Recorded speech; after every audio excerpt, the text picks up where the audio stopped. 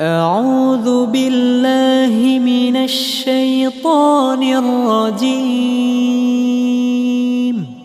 بسم الله السلام عليكم ورحمة الله وبركاته.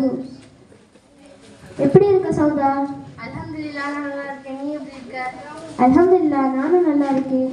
என்ன ரொம்ப நாள் ஆளே காணும், உடம்பு சரியில்லையா? சரி அதெல்லாம் இருக்கட்டு. உன் தங்கச்சி கையில் உன் கையில் எதுவும் இருக்கு? அதுவா, எனக்கும் என் தங்கச்சிக்கும் அடிக்கடி உடம்பு சரியில்லாம ஆகுது. அதனால பக்கத்துல ஒரு அசந்தி கிட்ட போய் தாயத்தை ஒலி கட்டியிருக்கோம். என்னது தாயத்தா? அஸ்தக்ஃபிருல்லா. தாயத்துனா வெறும் ஒரு நோய் தான், அதில் எந்த சக்தியும் இல்லை. இந்த நோயை உனக்கு கொடுத்தது அல்லாஹ் மட்டும்தான். இந்த நோயை குணப்படுத்துறதும் அல்லாஹ் தான். நம்மளுடைய தூதர் ஸல்லல்லாஹு அலைஹி வஸல்லம் அவர்கள் சொன்னாங்க, அல்லாஹ் எந்த நோயும் அதற்கு நிவாரணம் இல்லாமல் இறக்கவே இல்லை.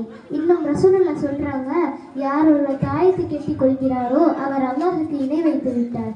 இப்படி அல்லாஹுடைய ஆற்றலான நாம இந்த சாதாரண கைதுக்கு கொடுக்கக்கூடாது. எந்த ஒரு நோயா இருந்தாலும் அதற்கு முறையான மருத்துவம் பார்ப்பதே செய்யணும்.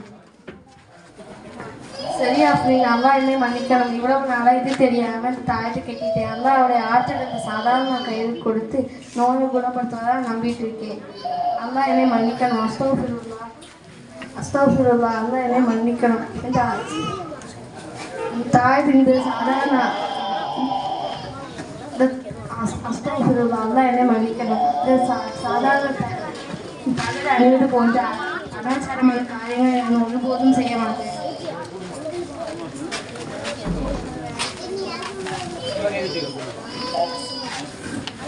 அஸ்ஸலாமு அலைக்கும் வரஹ்மத்துல்லாஹி வபரகாத்துஹு.